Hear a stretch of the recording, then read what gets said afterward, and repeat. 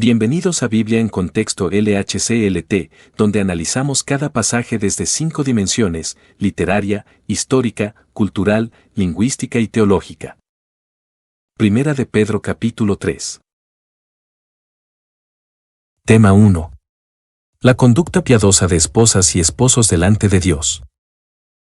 Primera de Pedro 3:1. Asimismo vosotras, mujeres, estad sujetas a vuestros maridos, para que también los que no creen a la palabra sean ganados sin palabra por la conducta de sus esposas. Asimismo vosotras, mujeres, estad sujetas a vuestros maridos. Pedro establece la sujeción como parte del orden divino en el matrimonio. Efesios 5:22, las casadas estén sujetas a sus propios maridos, como al Señor.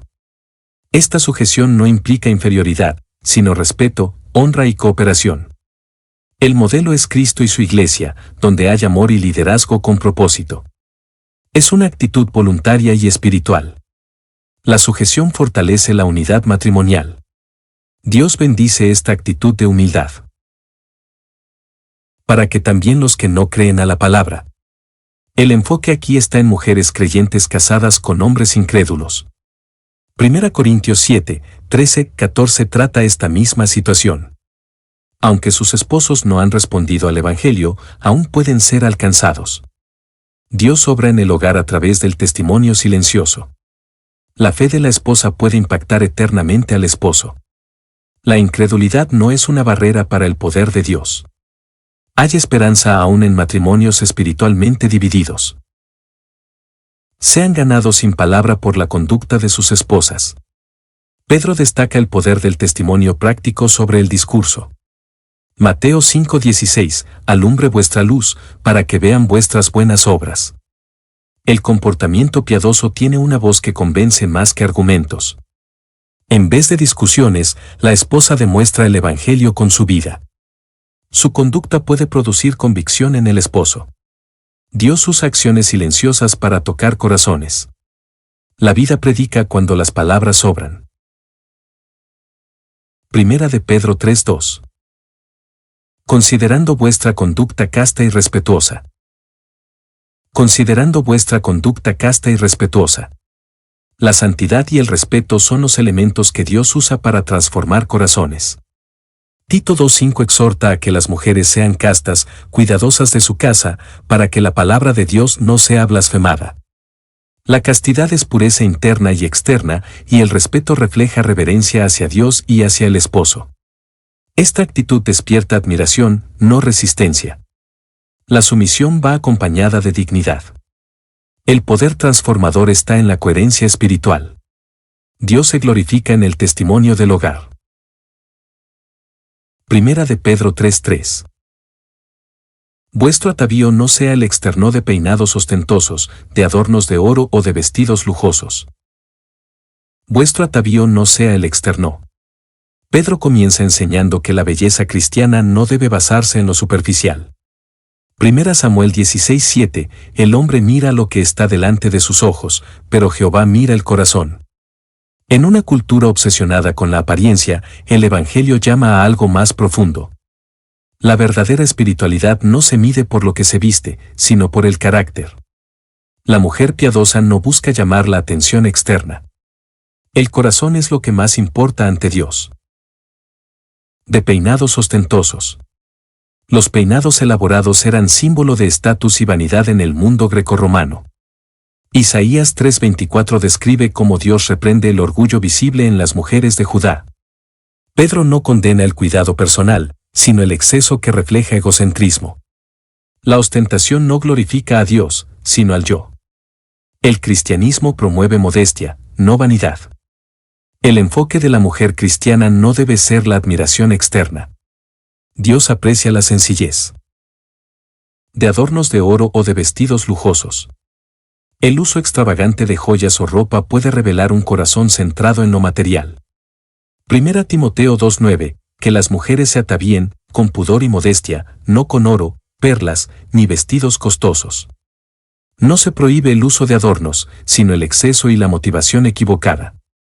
El creyente debe reflejar humildad incluso en su apariencia. Lo valioso no es lo que brilla fuera, sino lo que resplandece dentro. Dios examina el espíritu, no la marca de ropa. Primera de Pedro 3:4. Sino el interno, el del corazón, en el incorruptible ornato de un espíritu afable y apacible, que es de grande estima delante de Dios. Sino el interno, el del corazón. Pedro redirige la atención hacia la belleza interior como prioridad. Proverbios 31 horas y 30 minutos, engañosa es la gracia y vana la hermosura, la mujer que teme a Jehová, esa será alabada. El corazón regenerado produce una belleza que no envejece. Lo interno define lo externo, no al revés. El carácter piadoso es el verdadero ornamento. Lo invisible tiene un valor eterno. Dios se deleita en el alma transformada. En el incorruptible ornato de un espíritu afable y apacible. La mujer cristiana debe adornarse con cualidades que no se deterioran. Gálatas 5:22, el fruto del espíritu es amor, benignidad, mansedumbre. Afable denota dulzura, apacible implica calma y dominio propio. Estos rasgos no se compran, se cultivan con el espíritu. Su valor sobrepasa cualquier joya. Esta belleza permanece aún en la vejez. El alma adornada con virtud honra al Señor, que es de grande estima delante de Dios. Dios valora profundamente el espíritu humilde y obediente. Isaías 66:2, miraré a aquel que es pobre y humilde de espíritu. Esta estima divina es más importante que cualquier reconocimiento humano. El mundo exalta lo visible, Dios honra lo invisible. El corazón manso es precioso a los ojos de Dios. Este valor no fluctúa con la moda ni el tiempo. Es honra eterna concedida por el Creador. Primera de Pedro 3:5. Porque así también se ataviaban en otro tiempo aquellas santas mujeres que esperaban en Dios, estando sujetas a sus maridos. Porque así también se ataviaban en otro tiempo aquellas santas mujeres. Pedro apoya su enseñanza recordando el ejemplo de mujeres piadosas del Antiguo Testamento. Hebreos 11 destaca a muchas de ellas por su fe, no por su apariencia. Estas mujeres se distinguían por su carácter y reverencia. No buscaban adornos exteriores, sino aprobación divina. Eran reconocidas por su devoción, no por su estética. La verdadera belleza siempre ha sido interior. Pedro llama a imitar ese modelo eterno. Que esperaban en Dios. Estas mujeres confiaban plenamente en Dios, aun en circunstancias difíciles. Salmo 37:5, encomienda a Jehová tu camino, y él hará. Su esperanza no estaba en su esposo, riqueza ni posición, sino en el Señor. Esa fe moldeaba su actitud y su carácter. Su esperanza les daba fuerza para vivir en sumisión sin temor. El corazón que espera en Dios se embellece con paz. La confianza en el Señor es la raíz de toda virtud.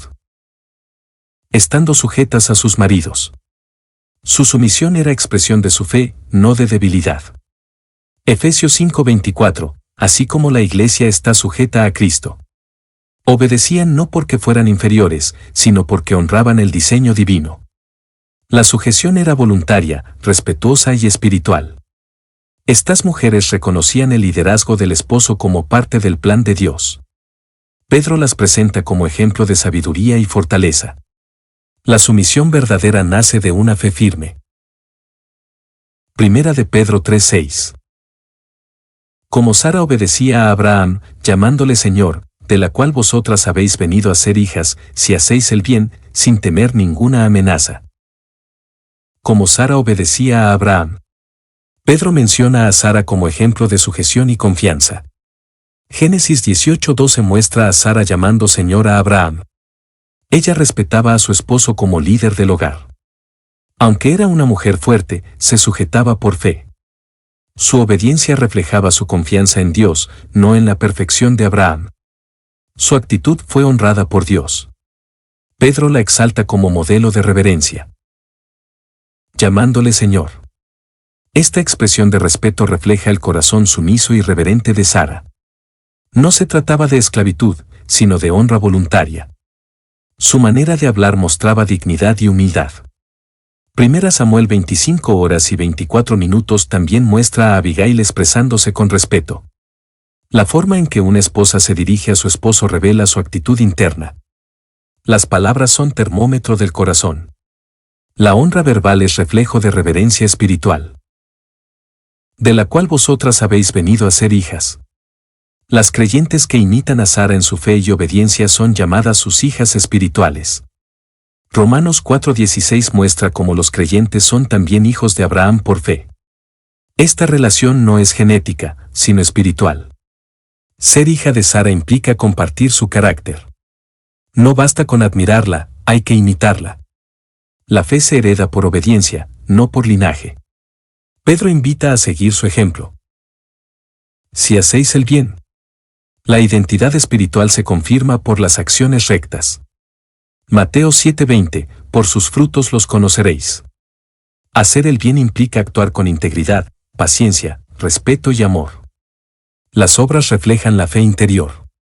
La mujer que hace el bien honra a Dios, a su esposo y a sí misma. Pedro conecta la conducta con la identidad. No se puede separar lo que se cree de lo que se vive. Sin temer ninguna amenaza. La sumisión y la obediencia a Dios no deben estar motivadas por miedo. Proverbios 31:25, fuerza y honor son su vestidura, y no teme al porvenir. Pedro anima a la mujer cristiana a actuar con valentía y confianza en Dios.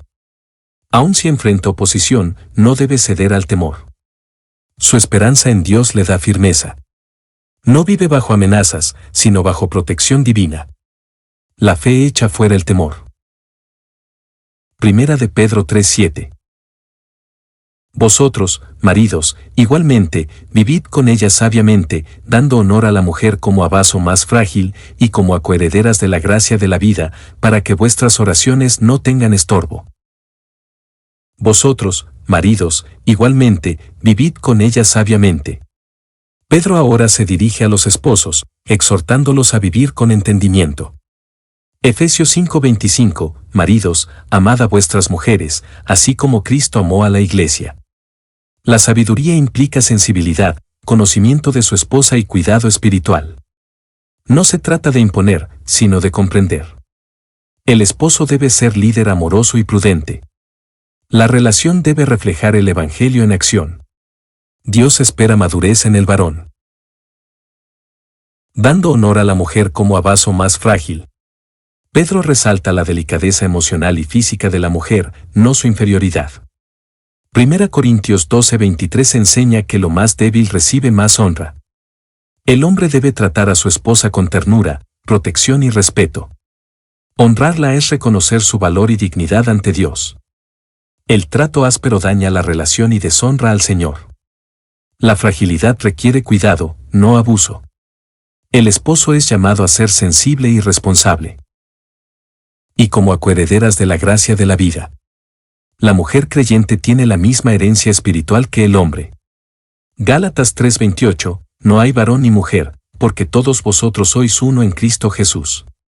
Ambos son igualmente salvos, amados y llamados por Dios. La diferencia de roles no implica desigualdad de valor. Compartir la gracia de la vida es vivir en unidad espiritual. El hogar debe reflejar esa igualdad redentora. Honrarla es reconocer su identidad en Cristo. Para que vuestras oraciones no tengan estorbo. El trato incorrecto hacia la esposa afecta la vida espiritual del esposo. Mateo 5:23-24 enseña que la falta de reconciliación interrumpe la comunión con Dios. Dios no escucha al que maltrata a su compañera. El amor en el hogar tiene consecuencias eternas. La oración es poderosa, pero puede ser estorbada por la falta de amor. El esposo piadoso cuida su relación con Dios cuidando a su esposa. La armonía conyugal sustenta la comunión espiritual. Tema 2. Llamado a la unidad, humildad y bendición en medio de la adversidad. Primera de Pedro 3:8. Finalmente, sed todos de un mismo sentir, compasivos, amándoos fraternalmente, misericordiosos, amigables. Finalmente, sed todos de un mismo sentir. Pedro exhorta a la unidad en el cuerpo de Cristo como un reflejo de su naturaleza. Romanos 12:16, unánimes entre vosotros. Estar de un mismo sentir implica armonía en espíritu, doctrina y propósito. La unidad no significa uniformidad, sino comunión sincera. El orgullo y el egoísmo destruyen la unidad. La humildad permite vivir en un mismo sentir. Dios bendice a la Iglesia unida en mente y corazón. Compasivos. La compasión es la capacidad de sentir con el otro, de sufrir con el que sufre. Colosenses 3:12, vestíos de entrañable misericordia. El creyente no puede ser indiferente al dolor ajeno. La compasión refleja el corazón de Cristo hacia los necesitados. No es solo emoción, sino acción en favor del afligido. La Iglesia necesita compasión genuina para hacer luz en el mundo. El amor se demuestra en el consuelo. Amándoos fraternalmente. El amor fraternal es afecto sincero entre hermanos en la fe. Romanos 12:10, amaos los unos a los otros con amor fraternal. Este amor nace del Espíritu y produce unidad y fortaleza. No es amor superficial ni por interés, sino sacrificial. Debe ser constante y demostrado con hechos. La Iglesia crece donde hay afecto mutuo. Este amor edifica el cuerpo de Cristo. Misericordiosos. La misericordia es compasión en acción, perdón ofrecido libremente. Mateo 5:7, bienaventurados los misericordiosos, porque ellos alcanzarán misericordia. El creyente refleja a Dios cuando trata con gracia a los demás. La misericordia restaura, no condena. No se trata de debilidad, sino de fuerza espiritual. Dios espera que los suyos practiquen la misericordia como estilo de vida. Donde hay misericordia, hay salud espiritual. Amigables. La amabilidad es un fruto del espíritu que crea ambientes de paz y respeto. Proverbios 15:1, la blanda respuesta quita la ira. El creyente debe ser accesible, humilde, cortés y considerado. La hostilidad no representa a Cristo. El carácter amigable atrae y edifica. La gentileza no es carnalidad, es virtud cristiana. Ser amigable refleja la gracia que hemos recibido. Primera de Pedro 3:9. No devolviendo mal por mal, ni maldición por maldición, sino por el contrario, bendiciendo, sabiendo que fuisteis llamados para que heredaseis bendición. No devolviendo mal por mal, ni maldición por maldición. La reacción natural ante el mal es la venganza, pero el creyente ha sido llamado a otra respuesta. Romanos 12:17, no paguéis a nadie mal por mal. La cruz nos llama a responder con gracia, no con odio. Devolver el mal solo perpetúa el ciclo de dolor. Cristo enseñó a amar a los enemigos. El creyente actúa según el Espíritu, no según la carne. La victoria está en la mansedumbre, no en la revancha. Sino por el contrario, bendiciendo. El Evangelio transforma tanto que podemos bendecir a quienes nos ofenden. Mateo 5:44, bendecid a los que os maldicen. Bendecir es hablar bien, orar y desear lo mejor. Es responder como Cristo, quien pidió perdón por sus agresores. Esta actitud revela madurez espiritual. El poder del creyente está en su capacidad de amar al enemigo. Bendecir es reflejar el cielo en la tierra. Sabiendo que fuisteis llamados. Nuestra vocación incluye sufrir y bendecir en medio del rechazo. 2 Timoteo 1:9, quien nos salvó y llamó con llamamiento santo. Pedro nos recuerda que el llamado cristiano no es solo a salvación, sino a vivir como Cristo. Esta vocación transforma nuestra forma de responder. No somos víctimas, somos luz en medio del mal. Vivimos con propósito eterno. Lo que hacemos refleja a quien seguimos. Para que heredaseis bendición. La recompensa del creyente fiel es heredar la bendición eterna. Mateo 25:34, venid, benditos de mi Padre, heredad del reino. No solo recibimos salvación, sino favor, gracia y gloria venidera. Bendecimos porque fuimos bendecidos primero. Esta herencia no puede compararse con nada terrenal. El creyente tiene futuro seguro. Nuestra actitud hoy prepara nuestro galardón eterno. Primera de Pedro 3:10. Porque el que quiere amar la vida y ver días buenos, refrene su lengua de mal y sus labios no hablen engaño. Porque el que quiere amar la vida. Pedro cita el Salmo 34, 12, 16 para exhortar al creyente a una vida de bendición. Dios no está en contra del gozo ni del bienestar, pero los condiciona al carácter piadoso. Amar la vida no es vivir en placeres egoístas, sino disfrutar de una existencia en comunión con Dios. La vida abundante es fruto de obedecer sus principios. Cristo vino para que tengamos vida en plenitud, Juan 10:10. El creyente debe desear vivir para glorificar al Señor. Y ver días buenos. Días buenos no son días sin problemas, sino días llenos de propósito y bendición. Salmo 118, 24. Este es el día que hizo Jehová, nos gozaremos. Los días buenos vienen cuando se camina en obediencia y sabiduría. Dios promete paz, no necesariamente ausencia de pruebas. La calidad de vida del creyente está ligada a su caminar con Dios. Incluso en medio de pruebas, puede haber días buenos. La presencia de Dios da sentido al tiempo. Refrene su lengua de mal. La primera evidencia de madurez espiritual es el control de las palabras. Santiago 3:2. Si alguno no ofende en palabra, este es varón perfecto. La lengua puede edificar o destruir, bendecir o maldecir. Refrenarla no es callar, sino hablar con sabiduría, verdad y amor. El creyente debe usar su boca para bendecir, no para herir. El dominio propio se manifiesta en el hablar. Las palabras tienen poder espiritual. Y sus labios no hablen engaño. La integridad se evidencia en la transparencia al hablar. Efesios 4:25, desechando la mentira, hablad verdad cada uno con su prójimo. El creyente debe rechazar la falsedad en todas sus formas, mentiras, exageraciones, manipulaciones. El engaño corrompe la comunión y daña la conciencia. Dios se deleita en la verdad. Hablar con honestidad glorifica a Cristo. La lengua limpia refleja un corazón transformado. Primera de Pedro 3:11. Apártese del mal, y haga el bien, busque la paz, y sígala. Apártese del mal, y haga el bien. El arrepentimiento genuino implica no solo evitar el pecado, sino practicar la justicia. Romanos 12:21, no seas vencido de lo malo, sino vence con el bien el mal. El creyente no puede ser pasivo ante el mal, debe rechazarlo activamente. Hacer el bien es actuar con compasión, justicia y verdad. La fe verdadera produce obediencia visible. El fruto de la salvación se muestra en la conducta. Dios llama a una vida santa y activa.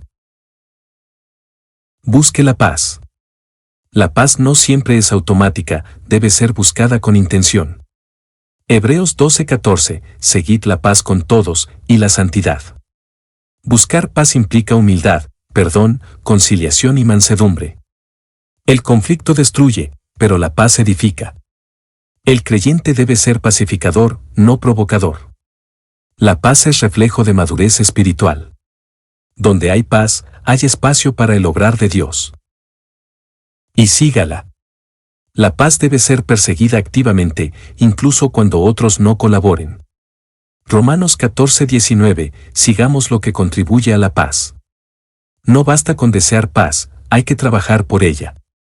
El creyente sigue la paz porque sigue al príncipe de paz. Incluso en situaciones difíciles, la paz debe ser el objetivo. No se puede vivir en paz con todos, pero sí con intención de paz. La perseverancia en esto honra al Señor. Primera de Pedro 3:12. Porque los ojos del Señor están sobre los justos, y sus oídos atentos a sus oraciones, pero el rostro del Señor está contra aquellos que hacen el mal. Porque los ojos del Señor están sobre los justos. Dios observa con agrado a quienes viven en integridad. Proverbios 15:3, los ojos de Jehová están en todo lugar. Su mirada es protectora, guiadora y aprobadora. No somos invisibles ante Él, cada paso justo es notado. Vivir rectamente atrae la atención amorosa de Dios. El justo puede vivir con confianza en su mirada. Su favor descansa sobre los que le temen. Y sus oídos atentos a sus oraciones. El creyente obediente tiene acceso asegurado a la presencia de Dios. Salmo 34 horas y 15 minutos, claman los justos, y Jehová oye. La oración del justo es eficaz porque está respaldada por la obediencia. No se trata de perfección, sino de sinceridad y comunión. Dios escucha con deleite a los que caminan en verdad. La oración es oída no por palabras bonitas, sino por un corazón recto. Sus oídos siempre están abiertos a los suyos. Pero el rostro del Señor está contra aquellos que hacen el mal. El juicio divino se dirige con firmeza contra los impíos. Proverbios 15:29, Jehová está lejos de los impíos. El rostro de Dios simboliza su presencia y favor, estar en contra implica rechazo. Dios aborrece la maldad y no respalda al que vive en rebeldía. No hay comunión con Él mientras se persista en el pecado. Su oposición es seria y justa. El pecado endurecido atrae su rostro en juicio. Tema 3. Sufrir por causa de la justicia y la esperanza que hay en Cristo. Primera de Pedro 3:13. ¿Y quién es aquel que os podrá hacer daño, si vosotros seguís el bien? ¿Y quién es aquel que os podrá hacer daño? Pedro introduce una pregunta retórica para enfatizar la seguridad del creyente que vive en obediencia. La idea no es que nunca sufrirá, sino que nadie podrá dañarlo en un sentido eterno. Jesús dijo en Mateo 10:28, no temáis a los que matan el cuerpo, temed más bien al que puede destruir el alma. El daño físico puede existir, pero no puede destruir la esperanza ni la herencia incorruptible. Si vosotros seguís el bien. La frase seguir el bien traduce el verbo griego selaón, que implica anhelar, buscar con pasión. Pedro no se refiere a un acto aislado, sino a un estilo de vida justo. El creyente es llamado a ser celoso de buenas obras, como enseña Tito 2:14. Cuando vivimos con integridad, incluso los enemigos se ven avergonzados. No hay protección más poderosa que la rectitud delante de Dios. Primera de Pedro 3:14. Mas también si alguna cosa padecéis por causa de la justicia, bienaventurados sois. Por tanto, no os amedrentéis por temor de ellos, ni os conturbéis. Mas también si alguna cosa padecéis por causa de la justicia. Pedro no niega la posibilidad del sufrimiento, pero lo ubica por causa de la justicia, es decir, por vivir conforme a la voluntad de Dios. Jesús dijo, bienaventurados los que padecen persecución por causa de la justicia en Mateo 5:10. No todo sufrimiento tiene valor espiritual, pero sí aquel que viene por la obediencia fiel. Este sufrimiento se convierte en honra delante de Dios. Bienaventurados sois. La palabra bienaventurados traduce makarioi, que indica felicidad espiritual aprobada por Dios. No es un sentimiento humano, sino un estado bendecido. En medio del dolor, el creyente tiene gozo eterno asegurado. Romanos 8:18 declara, las aflicciones del tiempo presente no son comparables con la gloria venidera. El sufrimiento por Cristo es semilla de gloria futura. Por tanto, no os amedrentéis por temor de ellos. Pedro cita Isaías 8:12, no llaméis conspiración, ni temáis lo que ellos temen. En tiempos de persecución, la tentación es el miedo. Pero el creyente debe temer a Dios, no al hombre. La fe reemplaza el temor cuando Cristo reina en el corazón. El perfecto amor echa fuera el temor según 1 Juan 4:18. La intimidación del mundo se vence con confianza en el Señor. Ni os conturbéis. La palabra griega tarasó significa agitar o perturbar profundamente. Es una exhortación a mantener la calma interior. Jesús usó el mismo término en Juan 14:1, no se turbe vuestro corazón. El creyente debe encontrar estabilidad en las promesas de Dios, aunque el entorno sea adverso. La paz de Dios actúa como escudo contra la ansiedad y la duda en la persecución. Primera de Pedro 3:15. Sino santificad a Dios el Señor en vuestros corazones, y estad siempre preparados para presentar defensa con mansedumbre y reverencia ante todo el que os demande razón de la esperanza que hay en vosotros. Sino santificad a Dios el Señor en vuestros corazones. La palabra santificad viene del griego agiasate, que significa apartar o reverenciar. Implica darle a Dios el lugar central, gobernando la voluntad y los pensamientos. Pedro cita Isaías 8:13, al Señor de los ejércitos, a Él santificad. No se trata solo de defender la fe externamente, sino de honrar a Cristo internamente. Cuando Dios es exaltado en el corazón, no hay temor externo. Y estad siempre preparados para presentar defensa. El término defensa es apología, de donde viene apologética. No se refiere a pelear, sino a explicar la fe con claridad y verdad. Como Pablo en Hechos 22:1, el creyente debe estar listo para explicar por qué cree. No es solo conocimiento, sino disposición. Estar siempre preparados implica una vida que estudia, medita y comunica la verdad con convicción. Con mansedumbre y reverencia. La mansedumbre indica una actitud humilde y apacible. La reverencia es temor piadoso, respeto hacia Dios y hacia el oyente. No se trata de ganar debates, sino de ganar corazones. 2 Timoteo 2:25 dice que el siervo del Señor debe instruir con mansedumbre al que se opone. La verdad pierde su poder cuando se presenta con arrogancia. La actitud es tan importante como el contenido. Ante todo el que os demande razón de la esperanza que hay en vosotros. La fe cristiana no es irracional, tiene fundamentos sólidos. La esperanza se refiere a la expectativa viva de salvación futura, como en 1 Pedro 1:3. No basta con tener esperanza, hay que poder explicarla. Todo creyente debe ser testigo, no solo los predicadores. La fe visible genera preguntas y el creyente debe estar listo para dar respuestas con humildad y verdad. 1 Pedro 3:16. Teniendo buena conciencia, para que en lo que murmuran de vosotros como de malhechores, sean avergonzados los que calumnian vuestra buena conducta en Cristo. Teniendo buena conciencia. La conciencia limpia es fruto de una vida recta y de comunión con Dios. Hechos 24:16, me ejercito, para tener siempre una conciencia sin ofensa. El creyente debe mantener pureza en lo interno, no solo en apariencia. La buena conciencia fortalece en medio de la acusación.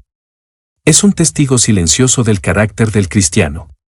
Nos da paz frente al juicio de los hombres. Una conciencia pura glorifica al Señor. Para que en lo que murmuran de vosotros como de malhechores. El mundo a menudo acusa falsamente al creyente, como lo hizo con Cristo. Mateo 5:11, bienaventurados sois cuando por mi causa os vituperen. Las críticas pueden ser injustas, pero no deben ser ciertas. Pedro exhorta a que nuestra conducta refute las calumnias. El testimonio debe ser más fuerte que las palabras del enemigo.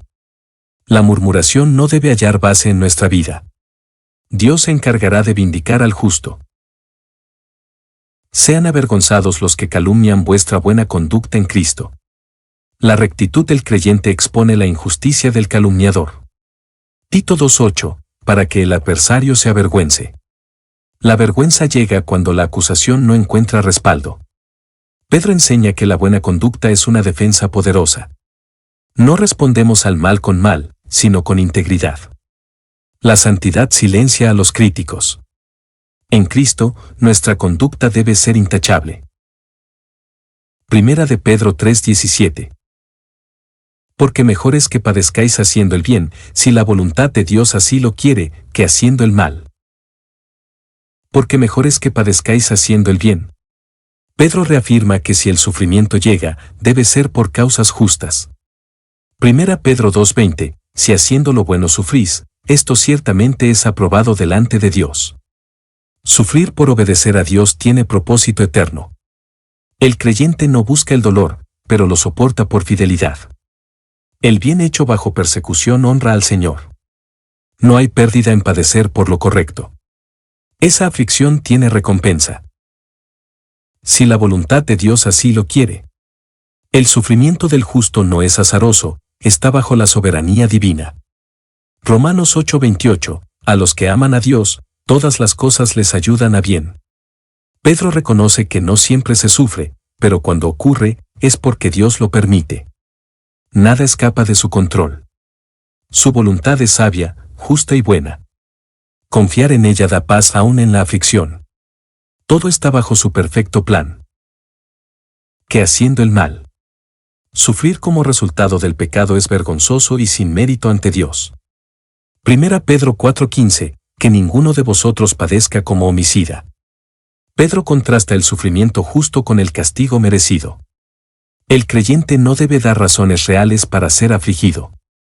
Es preferible padecer por obedecer que por desobedecer. La gloria se encuentra en el sufrimiento redentor. La corrección por el mal no trae recompensa. Tema 4. El sufrimiento redentor de Cristo y su victoria proclamada. 1 Pedro 3:18. Porque también Cristo padeció una sola vez por los pecados, el justo por los injustos, para llevarnos a Dios, siendo a la verdad muerto en la carne, pero vivificado en espíritu. Porque también Cristo padeció una sola vez por los pecados. Pedro presenta a Cristo como el modelo supremo del justo que sufre por los injustos. Hebreos 10:10, somos santificados mediante la ofrenda del cuerpo de Jesucristo hecha una vez para siempre. Su sacrificio fue único, completo y suficiente. No hay necesidad de repetirse ni de añadirse. Jesús cargó con la culpa total del pecado humano. La cruz fue evento definitivo en la historia de la redención. Su sufrimiento fue expiatorio y sustitutivo. El justo por los injustos. Cristo, sin pecado, murió por nosotros, que éramos enemigos de Dios. Romanos 5:8, siendo aún pecadores, Cristo murió por nosotros.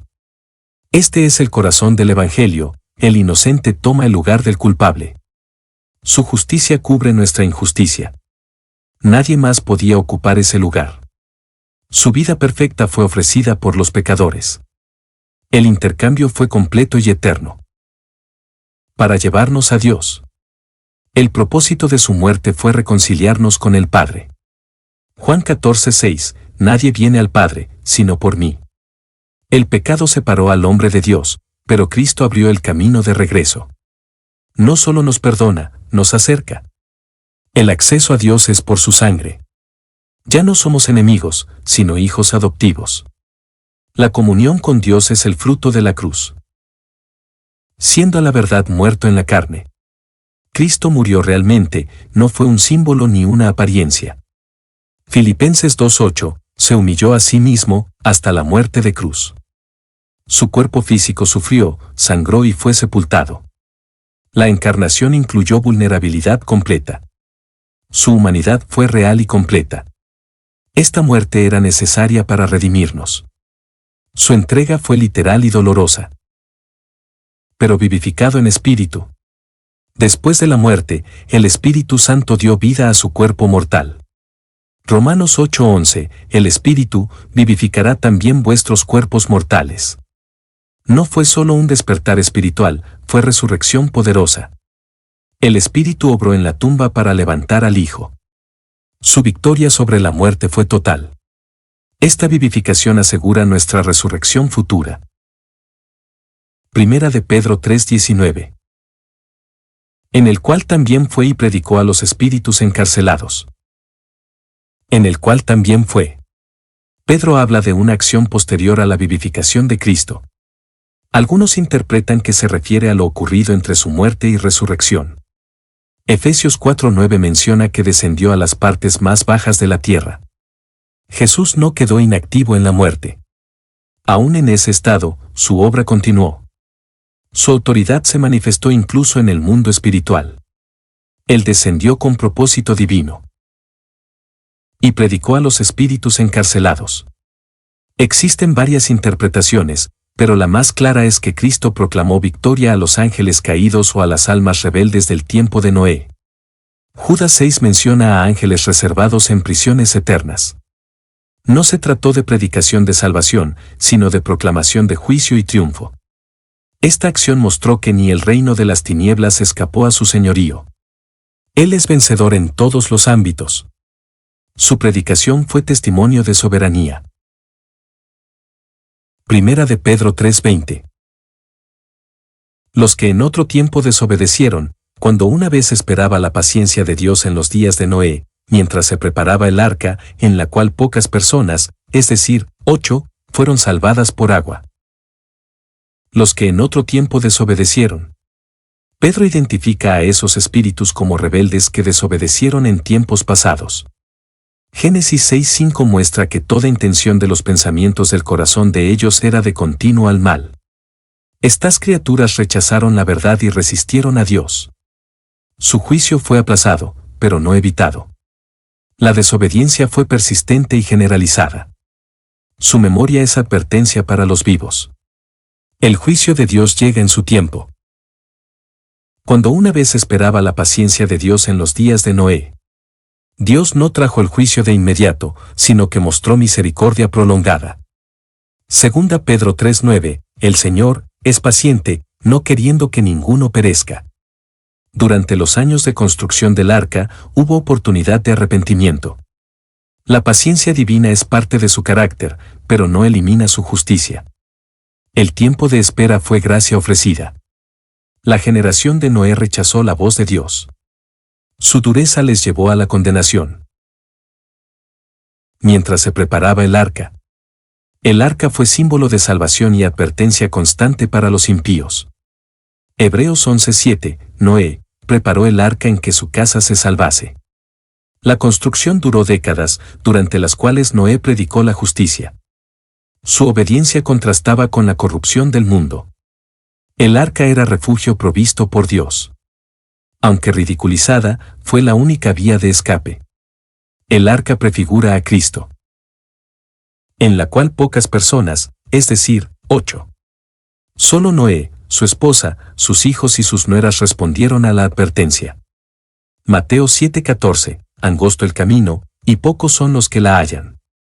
La salvación no depende de cantidad, sino de fe obediente. Dios no salva por mayoría, sino por fidelidad. La verdad no siempre es popular, pero siempre es segura. Los 8 fueron testimonio del remanente fiel. La salvación es posible incluso en medio del juicio. Fueron salvadas por agua. El agua, que trajo juicio al mundo, fue medio de salvación para los creyentes. El agua elevó el arca, no la destruyó. Génesis 7, 17, 23 narra cómo las aguas limpiaron la tierra de maldad. Pedro más adelante conectará esta imagen con el bautismo, v21. La misma realidad puede ser vida o muerte según la respuesta del corazón. El juicio y la gracia pueden coexistir. El agua separó al mundo antiguo del nuevo comienzo. Primera de Pedro 3:21. El bautismo que corresponde a esto ahora nos salva, no quitando las inmundicias de la carne, sino como la aspiración de una buena conciencia hacia Dios, por la resurrección de Jesucristo. El bautismo que corresponde a esto ahora nos salva. Pedro relaciona el bautismo con la figura del arca, como símbolo de salvación. Marcos 16:16, el que creyere y fuere bautizado, será salvo. El bautismo representa el paso de muerte a vida, del juicio a la gracia. No salva por sí mismo, sino como expresión visible de fe. Es respuesta del creyente al Evangelio. El acto físico refleja una realidad espiritual. Su poder está en lo que representa, no en el agua misma. No quitando las inmundicias de la carne. Pedro aclara que el bautismo no es un simple lavado exterior. Hebreos 10:22, purificados los corazones de mala conciencia. No se trata de limpieza corporal, como si el agua tuviera poder mágico. La inmundicia del alma no se elimina por rituales. El bautismo no es baño religioso, sino símbolo de transformación. Lo esencial no es lo externo, sino el corazón. La salvación es por gracia, no por agua, sino como la aspiración de una buena conciencia hacia Dios. El bautismo representa el compromiso interno del creyente con Dios. Romanos 6:4, somos sepultados, para que andemos en vida nueva. La buena conciencia se forma por fe, arrepentimiento y obediencia. Este acto público expresa la decisión interna de seguir a Cristo. No es obra de mérito, sino testimonio de fe. La conciencia limpia vive sujeta a Dios. El bautismo declara esa nueva vida. Por la resurrección de Jesucristo. El poder salvador del bautismo está en la resurrección del Señor. Romanos 6:5, si fuimos plantados juntamente con Él, lo seremos en su resurrección. Nuestra salvación está asegurada porque Cristo venció la muerte. La resurrección es la garantía de vida eterna. Sin ella, el bautismo sería vacío. El agua apunta al sepulcro, pero la fe a la tumba vacía. La vida nueva brota del triunfo de Cristo. Primera de Pedro 3:22. Quien habiendo subido al cielo está a la diestra de Dios, y a él están sujetos ángeles, autoridades y potestades. Quien habiendo subido al cielo. Pedro concluye exaltando la ascensión gloriosa de Cristo. Hechos 1:9, fue alzado, y le recibió una nube. No quedó en la tumba, ni solo resucitó, ascendió al trono celestial. Su ascensión marca el inicio de su exaltación pública. Desde allí intercede, gobierna y prepara morada para los suyos. Es evidencia de que la obra fue aceptada. Su ascenso es la victoria del Redentor. Está a la diestra de Dios. La diestra representa autoridad, poder y honor supremo. Salmo 110, 1, siéntate a mi diestra. Cristo ocupa el lugar de mayor preeminencia en el universo. Él reina sobre toda creación. Su posición es de intercesión constante por los creyentes. Desde allí dirige la historia y sustenta su iglesia. Su gloria es incomparable. El trono está ocupado por el Cordero vencedor. Y a él están sujetos ángeles, autoridades y potestades. Cristo no solo reina en el cielo, sino sobre todo ser creado. Efesios 1:21, sobre todo principado y autoridad. Su señorío es total, incluso sobre seres celestiales y demoníacos. Nada escapa a su dominio. Los poderes que una vez se opusieron, ahora están sujetos. Su victoria fue completa. El creyente no sigue a un mártir, sino a un rey glorificado.